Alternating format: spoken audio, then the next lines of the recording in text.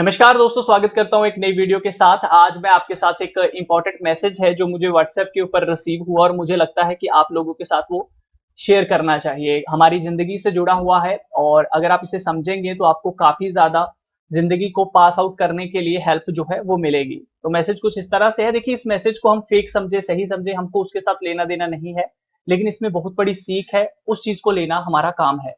तो मैसेज कुछ इस तरह से है कि तुलसीदास जी जब रामचरितमानस लिख रहे थे, तो उन्होंने एक चौपाई लिखी। उस चौपाई में लिखा, सिया राम में सब जग जानी, करूँ प्रणाम जोरी जुग पानी। इसका अर्थात क्या है, इसका मतलब क्या है कि पूरे संसार में श्री राम का निवास है, सबसे सब में भगवान है और हमें उनको हाथ जोड़कर प्रणाम कर लेना चाहिए।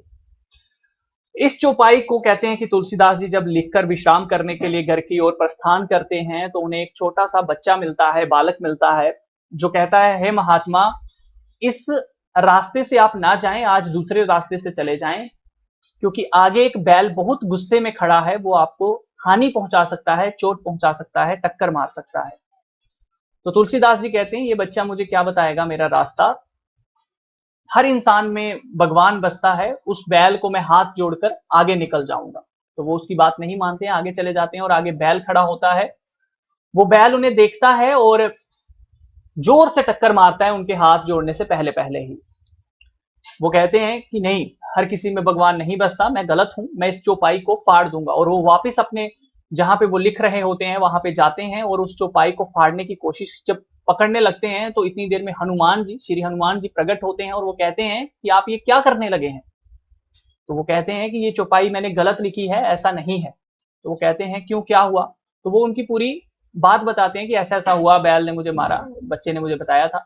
तो हनुमान जी ने कहा कि आपको उस बैल में श्री राम दिखने की कोशिश आपने कर ली, लेकिन उस बच्चे में आपने वो कोशिश नहीं की जिसने आपको कहा कि वहां ना जाएं। आपको तो भगवान ने कहा था बचाने के लिए, वो आए थे, तो आपने उनका मैसेज तो लिया नहीं। जब वो पहले ही आपको वार्न कर गए, तो फिर आप क्यों नहीं उस बात को माने? तो क्या उस बच्चे में भगवान नहीं था? तो फिर उन्होंने हनुमान जी को कहते हैं हाथ जो था गले लगाया और कहा कि नहीं, मैं गलत हूँ। तो दोस्तों, इससे मैसेज ये है कि हो सकता है ये भगवान की, ऊपर वाले का हमारे लिए एक मैसेज हो, घर से बाहर ना जाएं तो हमारे लिए कुछ अच्छा होगा। ठीक है, तो भगवान जब भी कुछ बताते हैं हमारी लाइफ में, हमें रोकते हैं, तो हमें रुक जाना चाहिए। चीजें ऊपर वाले का कर्म होती हैं, हमको सोचना चाहिए, समझना चाहिए, तो वो हमारे लिए काफी अच्छा रहता है। उम्मीद करता हूं आपको मेरा मैसेज समझ आ गया होगा कि इस लॉकडाउन में किसका ये मैसेज है, किसका ये मैसेज नहीं है। घर पे रहेंगे तो सेफ रहेंगे, तो प्लीज इस मैसेज को आप आगे भी बढ़ा सकते हैं। मिलता हूं नेक्स्ट वीडियो में, तब तक के लिए अपना ख्याल रखिए।